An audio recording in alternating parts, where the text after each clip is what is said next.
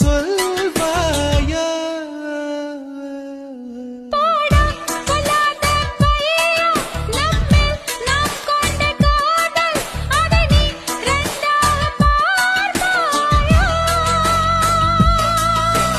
சுடிதாரணிந்து வந்த சொர்க்கமே, என் மீது காதல் வந்தது எப்போது என்று கொஞ்சம் நீ சொல்வாயா?